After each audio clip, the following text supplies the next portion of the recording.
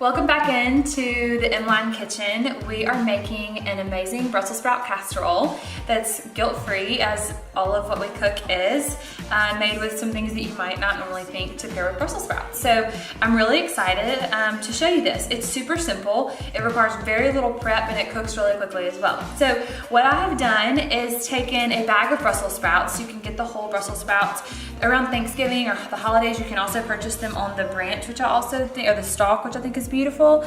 But I've taken a bag of Brussels sprouts, chopped them in half and cut the bottom of the bud off. And I have just put them in this bowl.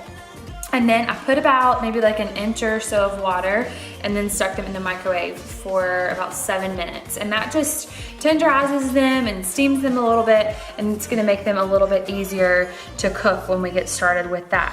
From here, I'm gonna take some olive oil. So this is an amazing olive oil company that's fairly local to me, just a couple hours away. If you have a local olive oil company, definitely support them. I'm using some garlic. They have tons of different flavors and infusions, and I use my garlic the very most. So I'm just going to coat these with the garlic olive oil.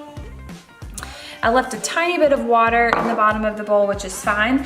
And then I'm gonna make a crumble that we're gonna put over the top of the Brussels sprouts. So this crumble, I've already put kosher salt, pepper, some fresh ground pepper, and almond meal. I'm gonna dump that right into a bowl of some melted butter. And I probably, because I don't measure anything, have maybe a tad too much butter, so I might have to grab a little bit more almond meal to thicken this up, because you want this to be the consistency of like a bread dough. So this is gonna be a little bit too liquidy. I'm gonna grab some more almond meal and we'll be right back. Okay, so I have added some more almond meal to my crumble mixture, which is melted butter and salt and pepper, and the almond meal. I also added a little bit of celery salt just to give it a little bit of depth, and then we're gonna set that aside. This is coconut milk, and you might not think to put coconut milk in your Brussels sprouts, and I didn't either, except for sometimes I try to just limit my dairy consumption. And so a friend made this casserole for me, and she used like half and half or like a heavy whipping cream.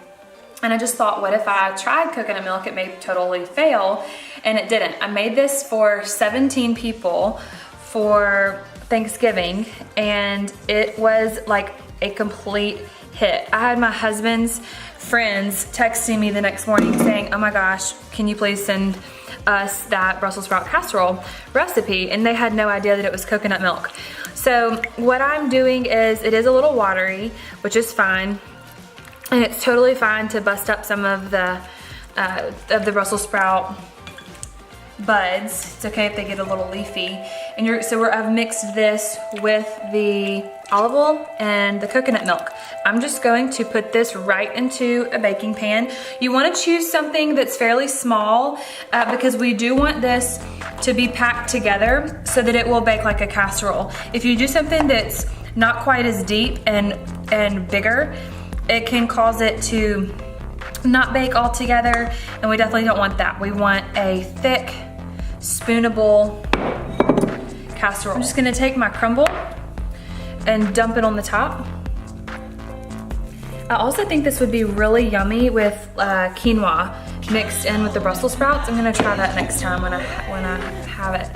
I think it would make it an even heartier side dish. So I, with clean hands, am just crumbling this almond meal over the top of the Brussels sprouts and try to cover all of it. And then this is going to go in an oven on 375 for about 15 minutes. And when we'll get it out when it's bubbling and a little bit like lightly brown on top, and it will be ready to serve. So we've gotten the Brussels sprouts out of the oven and they're all done. They're this beautiful golden brown on top. And what I also love about this method is that you can do different veggies with this. So I got assigned this casserole at another Thanksgiving gathering, and I packed all my stuff up because I knew my mom wouldn't have almond meal in her pantry, and I packed all my stuff up and took it to her house to bake it, and I forgot my Brussels sprouts. So all she had in her refrigerator was asparagus, so I chopped that up into like 2-inch pieces. Did the exact same method because I had all my stuff and it was wonderful. So it was an asparagus casserole. So you can do asparagus, Brussels sprouts, and if you find another green vegetable that you love to do this method with, please share that with me. And this is just gonna be a veggie kind of night.